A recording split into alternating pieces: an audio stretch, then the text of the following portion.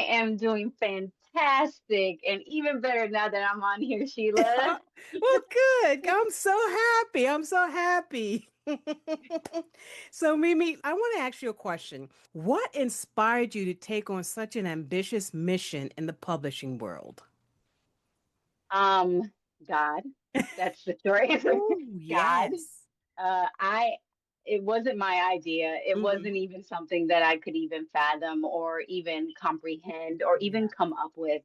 Um, I kept when God gave me this download to create this business. Hmm. Um, when I was writing down the blueprint, because he did give me a download of a complete blueprint of how to do this business in the next 10 years. Yes, that's God. Um, that is God, right? And I kept hearing 555,000 books, 555. And I was just like, I'm bugging. There's no way he wants me to do 555,000 books. And I kept ignoring it. Hmm. But then I would go to stores. I would look at my phone. I would see 555.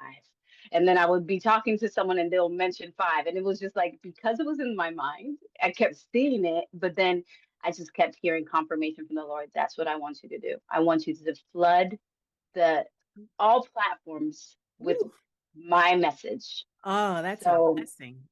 yeah, but it's 555,000 books in 10 years with 10 Hmm. different languages. So we're definitely going to be expanding and creating different departments where we'll be offering our services in other languages. So it's going to be a worldwide mission. Wait, you're saying 10 different languages. Not each, altogether, Oh, okay. 555,000 books. Okay. Yeah. Oh my God, she's really being ambitious. Wow, okay. I'm just like, oh, all right. Um, Yeah, no, no. but let's talk about the hybrid publishing model. Because many of our listeners might not be familiar with it. Hey, I wasn't really familiar with it. How does it differ from traditional publishing or self-publishing? Yeah, so with self-publishing, typically you would be responsible for ensuring that you get your book line edited, proofread, developed, and you would have to ensure that you have, a wonderful cover. Mm-hmm. And you're going to have to take care of the distribution and put it on the right platforms, do the marketing and all of that. With a traditional publisher, they would do it for you, but you relinquish your creative control. And obviously, the sales of the book primarily go to the traditional publisher. Mm-hmm. What a hybrid publisher does is it meets in the middle of what they both do by giving the self publisher that creative control, and sort of giving them that one-stop shop. They don't have to shop around to multiple locations. Where am I going to find a line editor? Where am I going to Mm-hmm. find a proofreader? They can come to one place, and that one place will provide them with all those services and give them the support they need to market their book and get their book out to the world. So it makes it easier for them. But I will share this. I am moving into becoming a traditional publisher in the next like 3 months. Oh, Like we're really? working. Yeah, that's something we are building at this time. Okay. But for now we're just gonna stay as a hybrid publisher. Okay, okay. But we are not as the traditional publisher. One of the things I will not be doing is maintaining full creative control. It's still a partnership, and that's the focus. I want to make sure that the person that we bring on feels like they have control over their book and gets the sales from their book. Oh, that's important, Yeah, yeah, for because sure. sometimes it's hard, especially when you relinquish those rights doing traditional publishing. Authors may not be able to maintain their authentic voice. Yeah. How do you help authors do that while ensuring their message resonates with readers? I am a person that likes to over deliver, and that does eventually hurt my bottom line, but it's important. My biggest joy is when a Mm-hmm. person physically gets their book and they're looking at it and they're reading it and they're like, I'm so happy and I'm so excited. I want to hear those words. I want to see their face when they physically see it. And one of the ways I ensure that we do that is we do consistent check-ins. So we don't just do You give us your manuscript and we edit it and we have you review it, and then you go back. We actually do it by chapter by chapter. So we're doing a very detailed view, and edit of your book, and we're getting feedback consistently as we continue down that path.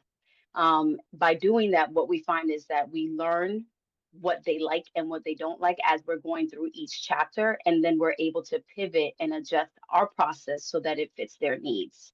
So, um, paying, uh, staying very close attention with that individual is really Mm, important. Harnessing, making sure we have a very good relationship.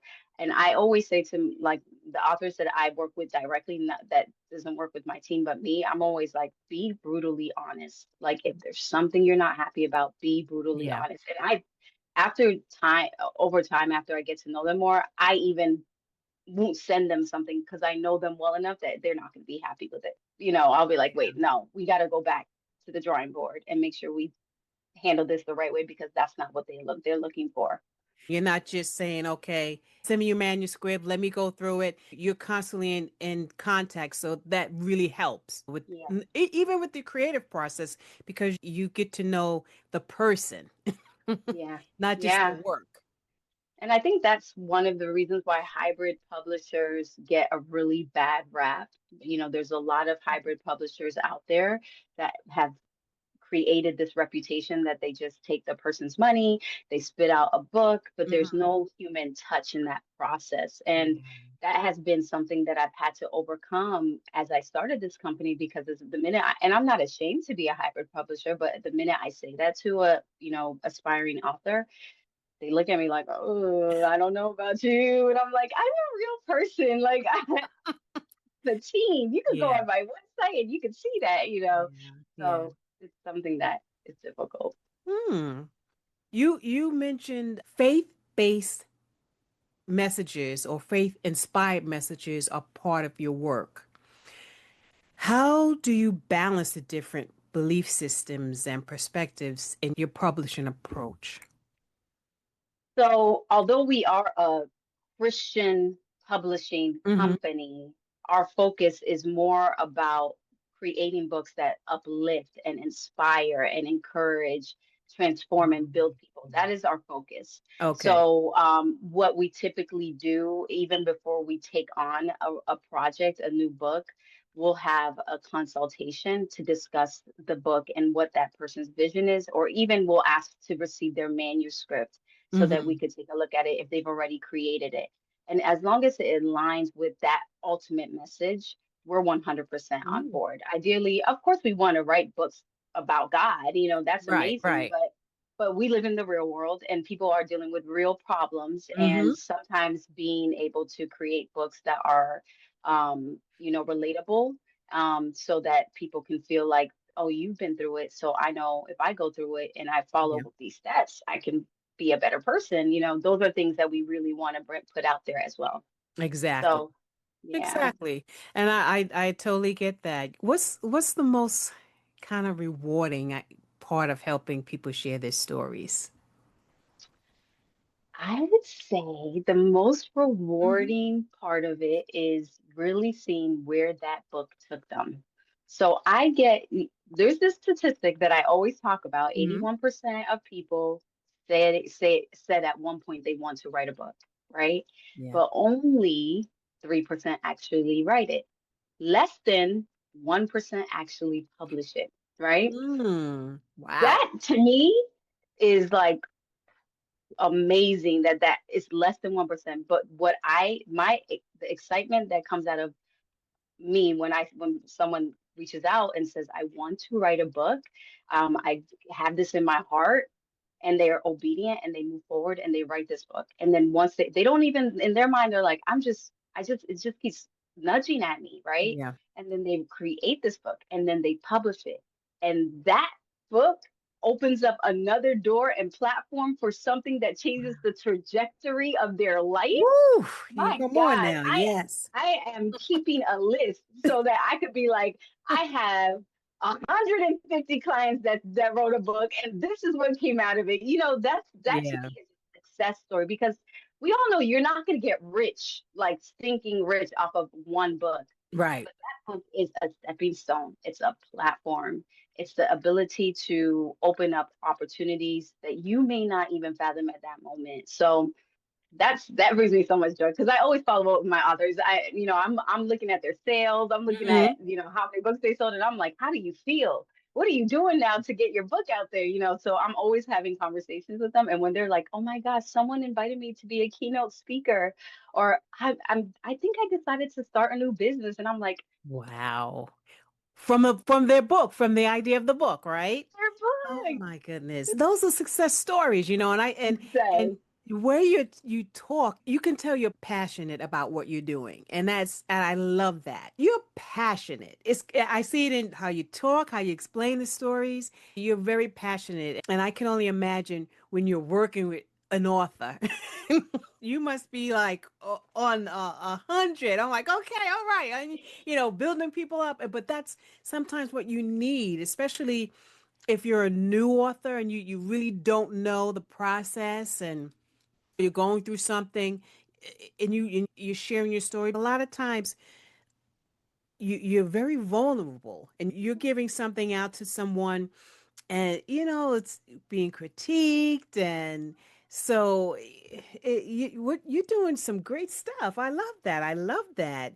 Let's talk about legacy. What does that mean to you, and how do you help authors think about long-term impacts? Yeah. So part of my life is that majority of my life I was actually in the financial industry. Mm. That was my career, Okay. and I sat in front of people and I talked to them about building a legacy for their children and their children's children. And that was really my life. I mean, that's what I inspired people to do. But then when I gave my life to the Lord and I wanted to do something that was for him, and he told me to start this company, he really showed me how important it is that legacy is not just money, Mm-hmm. because Yeah. money comes and goes, right? You Yes. can earn it, you can lose Hmm. it. It's very easy. Yes. Um, but your story, your life, the words and the message that you have to share to the world, that is going to live on forever. That Mm-hmm. is never going to be taken away from you. It will always stand true, even after you are gone. Mm-hmm. And that is something that is important to leave to your children. One of the things that happened to me prior to me even writing my first book was I remember speaking to my father. My father is a minister, and he was discouraged that day. I can't remember why he was discouraged, but he was discouraged, and he was like, I don't feel the favor of God upon my life. And I was like, well, you got here this far, so something had to happen, right? And I was like, well, what has God done in your life in the past? And then he starts telling me stories upon stories upon stories of Mm-hmm. things that God had done in his life as a young man, as an adult. And I listening to him, first and foremost, he was blessed. He Yeah. kind of his eyes, he had an aha moment, like, hold up, I'm tripping. Like I actually am favored by God. Like, Mm-hmm. no. Yeah. But when I got off the phone with him, I sat in my room and I was just like, I would have my father could leave this earth today and I would have never known these stories had I not asked him, right? Yeah. Those are the stories you have to preserve. Those are the stories that you need to know, because if God is the same yesterday, today, and forever, what he did in your Mhm. father and mother and children's life, he is going to do in yours. So Yes. we need to have those as our legacy. Wow, I love that. I love that. Now you've been doing this for some time. What is it over 20 years? No, I've been in the business Okay. industry, like in the financial industry for 20 years. I've been Okay. doing business. No, it's not even a year, October of 2024. No. Are you kidding me? No, I'm serious. What? Really? October 2024. Yeah. Sounds crazy, right? Wow. Oh my Yeah, goodness. October 2024. Wow. Well, Yeah. listen, when God puts it on your heart, you have to, this is me. This is how I felt with the podcast, with this podcast. God put it on my heart, and I was like telling him, no, no, kind of nudging it away. And he kept pushing me, pushing me, pushing me. And then it was just time. So when God says do, you have to do it. And What's one? once you Go ahead. I'm sorry. okay. And once you say, okay, yes, I'll do it, he will move you with speed, Yes. like speed. Yes. There are people that I was meeting and I'm like, oh my God, this is going too fast, Yeah, Lord. Can you just slow it down a little bit? exactly. But you know, Yeah, and it wasn't like I ever felt overwhelmed. That's the one thing I've no. never felt because you said this earlier, when God puts something in your heart, he's gonna give you the blueprint. Yep. He's already laid out.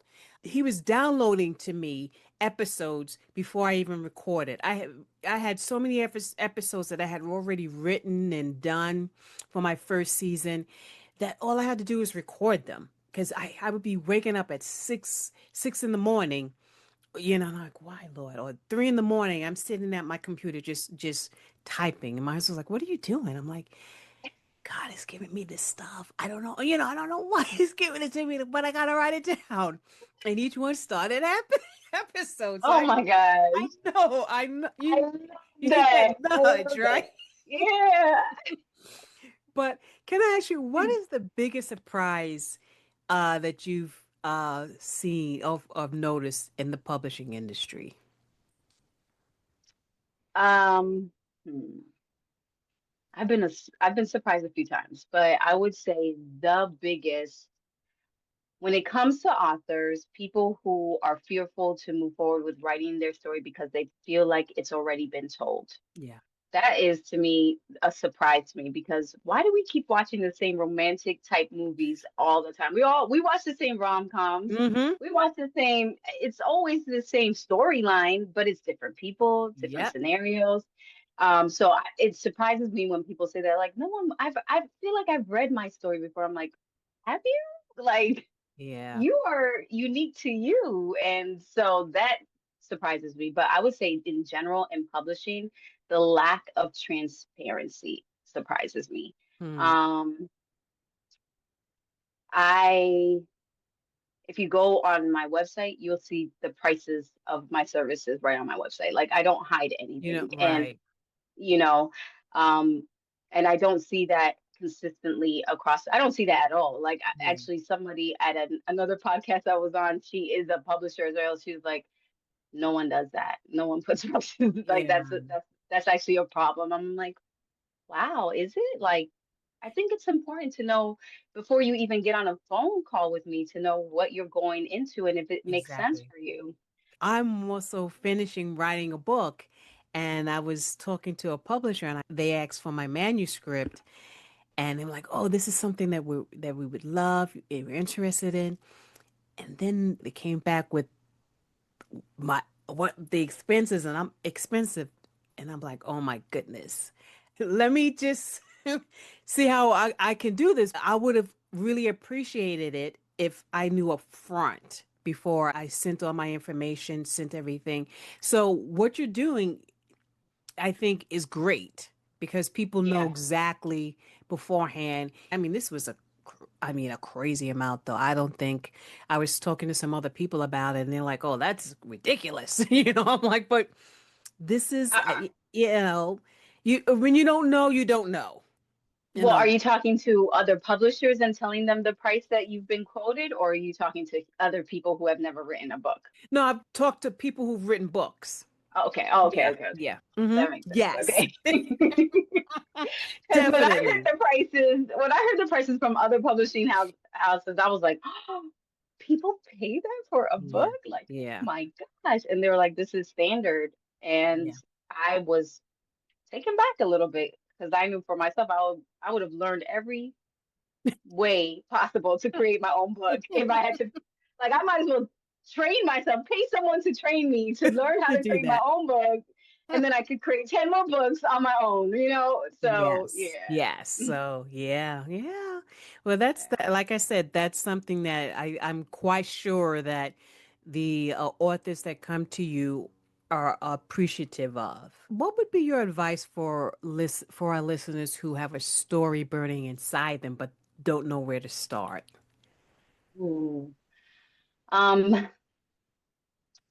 My advice, if you feel that you are not a writer, but you have a burning story, Mm-hmm. start recording what you have to say. At this day and age, being able to record, that's what we do as a company, but there's plenty of companies also do it too. We do ghostwriting services and we take people's recorded Mm-hmm. word. So just every time you feel it in your heart to speak, just record what you want to say in your book and get started.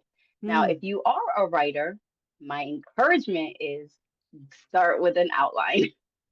Having an outline will keep you on the straight and narrow, will allow you to jump from one chapter to the 10th chapter. If you don't feel like writing chapters 1 through 9, but you want to write chapter 10 right now, you could do that. But the biggest thing is just write something. You Yeah. can't edit what's not written. It doesn't Right. matter. There doesn't have to be a science to it. Just start somewhere. And the juices will come. Like you'll just start feeling good about it and you'll be like, okay, tomorrow I'll work on chapter 2 or I'll work on Mm-hmm. 100 more words.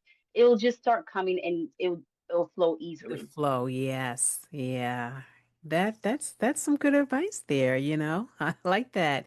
The with the publishing landscape changing dramatically with digital media, audiobooks, and social platforms, how do you help authors navigate these different channels? Yeah. So by the end of this year, we will be offering the ability to do audiobooks. So we Okay. want to make sure that it is accessible. I listen to audiobooks because I'm busy sometimes. I Yeah. love reading. Don't get me Yeah. wrong. I love reading, but I'm in my car. I got to listen Mm-hmm. to something, Yeah. So audiobooks is something I want for myself. So we are giving them that ability, but we are also ensuring that one of the misconceptions is if people go on social media and share what's in their book, then people Mhm. are not going to want to purchase their book, Right. right? And that's not the case at all. People buy into who you are. And Mm-hmm. so when you are sharing pieces and s- areas or parts in your book to the public on social media, it Mm-hmm. and people you find your audience, people are just going to naturally gravitate towards purchasing your book. So we always encourage people to share their story, share what's in their book on social media. We help them with their marketing. We even help them edit videos. We help them create posts. So we help especially those who are not savvy with social media Mm-hmm. to kind of get a following. We want to make sure we hold your hand from the beginning to the end so that you have sustainability and you're having consistency in book purchases because you may get a immediate flux of all your friends and family purchasing your book for the first time, but what happens is it plummets, right? Because Yeah. now your friends and family has your book. So we want to create a pipeline of consistency throughout the entire lifeline of that book. And by doing that's by creating consistent content and staying ahead of the times, like offering audio version. Mm-hmm. We're also offering translation in Spanish by the end of this year. So opening yourself up to a whole nother network. Also, we do global distribution. So it's like 15 different sites that we put your book on that makes it available to more people. So it's more Mm-hmm. accessible. Oh. So we're trying. We're Yeah, you're trying. trying, you're doing it. You're not trying, you're doing it right now. I like audio books because if I'm working, I'll listen to audio book, but it's something about sitting down and opening up a book with the pages. So I still go and buy my books. I love the hardcover books. I don't know why. I guess that's how I grew up with that, with the hardcover books. I have to have a book, a hardcover book when I'm, from at the pool or something. Definitely with my hardcover books. So I'm not yet with the digital. I can't get into the digital, but audio and hardcover. So, but before we wrap, I'd like to do something different. I'm starting new things on my podcast, and I want to do something called a quick lightning round. You want to do that with me? Let's try it. Yes. Okay. What's the most common fear you hear from aspiring authors? No one is gonna buy my book. Ooh, yes. Yeah, yeah. Your favorite book that you've published so far? Being human outside the cage. Ooh, Being Human Outside the Cage. Your favorite book Ever? ever, ever. Oh man, that's not a good one. You See, can't that's ask me lightning. You that. gotta. I gotta go back to my childhood. The very first book I ever read was The Giver. Oh, You oh, ever that's a. read that? Oh yes. Ooh, that's a good book. Yes. That's the book that made me fall in love with like fiction books. Wow. Ooh, okay. Last one. One thing you wish every author knew before starting their publishing journey. Um, uh, every author knew before. This is I'm failing at this. I understand. I understand. And this is the first Before time. they started their pub. Oh, start marketing even Hmm. before you write your book. I'm Start sorry, what talking is it? about it. Start marketing about your book even Hmm. before you start writing your book. Bring people into your process. Show people like I've just written 300 words today. I'm so excited. I'm so Ooh. close. Bringing them into that process will Hmm. attract people to want to listen to you because they want to write a book. Remember, 81% of people want to write a book. So there's 81% like, girl, are you going to finish that book? But then also it brings and creates an audience for you so that when you're ready to launch, now you're like, my book is here, guys. Thank you for being part of my Mhm. Yeah. journey. Yes. You Ooh, that's good. That's good. All right. All right. I'm gonna give you A. I'm gonna give you an A for that because you know what? This was the first time. This is the first time Yeah, I did the quick lightning round, so I'm gonna give you an A, okay? I You like did it. good. You should keep it going for sure. I like this one. You should do it in your future episodes. What are you grateful for, Mimi? I am so grateful for God just opening up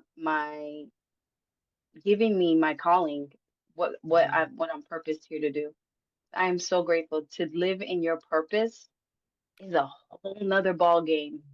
It's a Yeah. whole nother ball game. And I walked on this earth aimlessly trying to figure out what I was meant to do. And now I'm Mhm. actually doing it.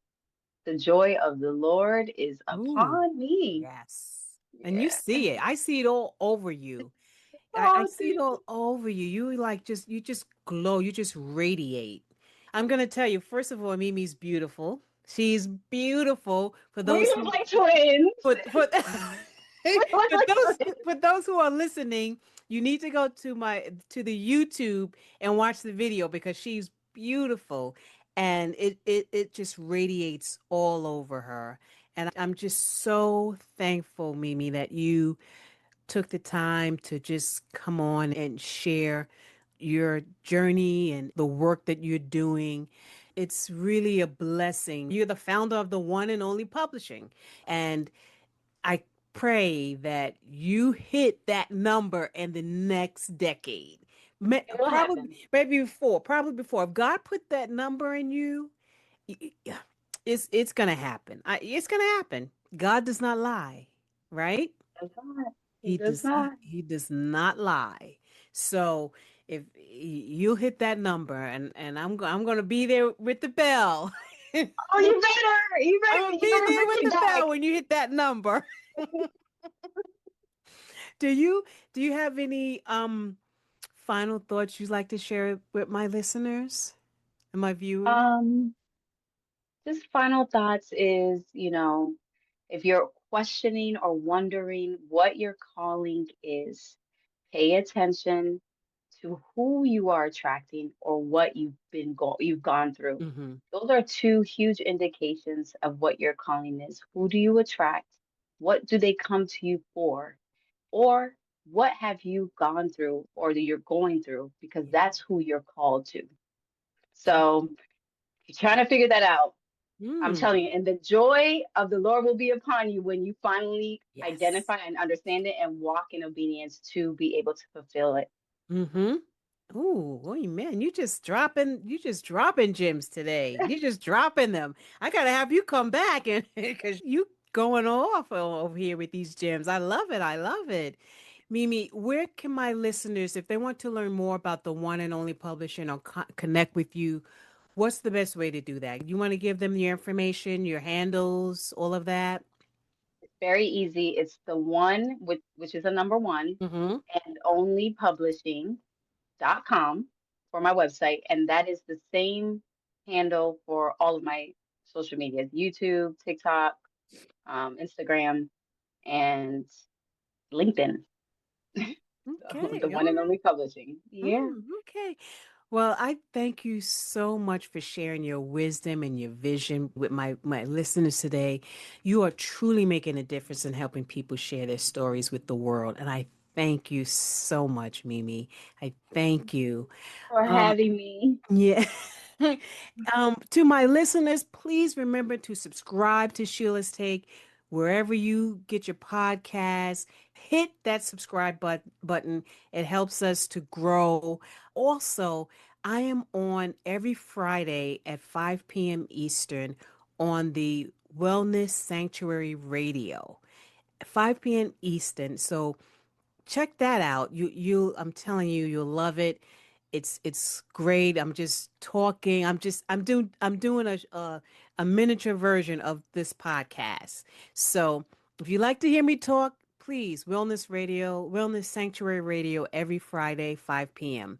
Until next time, keep sharing your story. It matters more than you know. Blessings.